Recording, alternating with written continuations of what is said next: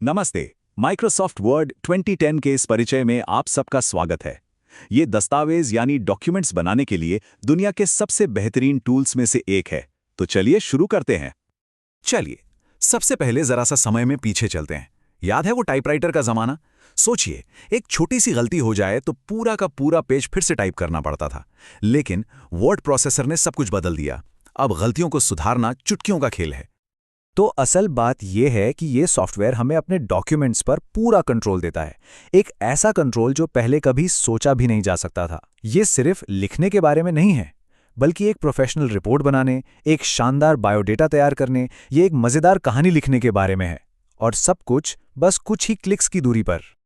ठीक है, तो अब हम ये तो जान गए कि वर्ड प्रोसेसर इतना ज़रूरी क्यों है। अब थोड़ा और गहराई में उतरते हैं और पता लगाते हैं कि ये डिजिटल पेज कागज़ के पन्ने से इतना बेहतर क्यों है। चलें फिर।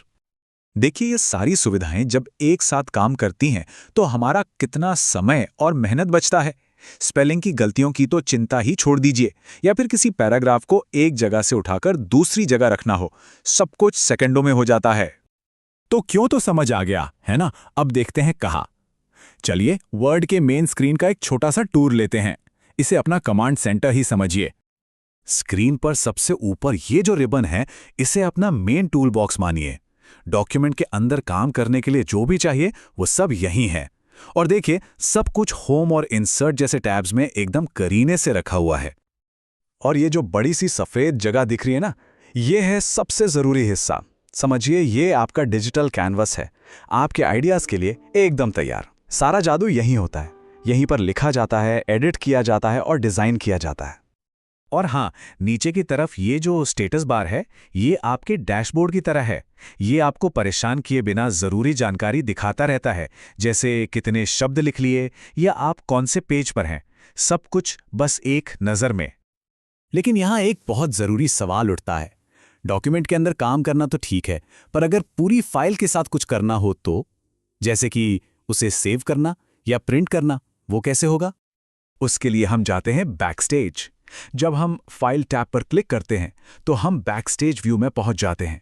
ये बिल्कुल वैसा ही है जैसे आप किसी डॉक्यूमेंट की फाइलिंग कैबिनेट खोल रहे हों। फाइल से जुड़े सारे काम यहीं से होते हैं। जैसे मान लीजिए आपको अपने डॉक्यूमेंट को एक पीडीएफ फाइल में बदलना है। अब ये फाइल मैनेजमेंट का काम है ना? इसीलिए ये काम मेन एडिटिंग स्क्रीन पर नहीं, बल्कि यहाँ बैकस्टेज व्यू में होता है। चलिए अब आगे बढ़ते हैं और देखते हैं कि ये सब मिलकर कैसे एक डॉक्यूमेंट की पूरी कहानी बनाते हैं, मतलब शुरुआत से लेकर आखिर तक।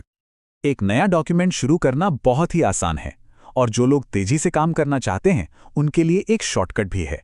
कीबोर्ड पर कंट्रोल और एन दबाइए। बस एक क्लिक और आप लिखने के लिए तैयार हैं। अपने काम को सेव करना ये दो हिस्सों की प्रक्रिया है। ये बात ध्यान रखने वाली है। जब आप पहली बार फाइल सेव करते हैं तो सेव एज का इस्तेमाल करके उसका नाम और लोकेशन चुनते हैं। उसके बाद बस सेव पर क्लिक करते जाइए या कंट्रोल और एस दबाते रहिए।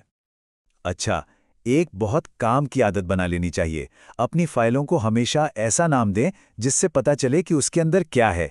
सोचिए, 1 साल बाद report.docx नाम की फाइल ढूंढना कितना मुश्किल होगा।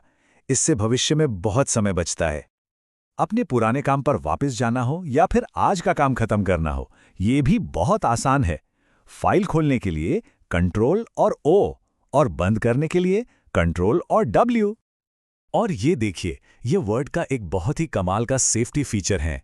अगर आप बिना सेव किए फाइल बंद करने की कोशिश करते हैं तो ये हमेशा पूछता है, ताकि आपकी मेहनत कभी भी गलती से ज़ाया ना हो। तो चलिए, आखिर में 2 ऐसी पक्की आदतें जान लेते हैं जो किसी को भी इस काम में माहिर बना देंगी और काम को बहुत आसान कर देंगी। बस ये 2 सरल आदतें ही असरदार और टेंशन फ्री डॉक्यूमेंट मैनेजमेंट की नींव हैं। पहली, अपने काम को थोड़ी थोड़ी देर में सेव करते रहें, और दूसरी, अपनी फाइलों को सही नाम दें और उन्हें फोल्डर्स में व्यवस्थित रखें। तो हमने एक डॉक्यूमेंट बनाने, उसे मैनेज करने और सेव करने की सारी ज़रूरी बातें सीख ली हैं। अब आपके पास भी वो चाबियां हैं जिनसे आप कुछ भी बना सकते हैं। तो सवाल ये है कि सबसे पहली कहानी कौन सी लिखी जाएगी?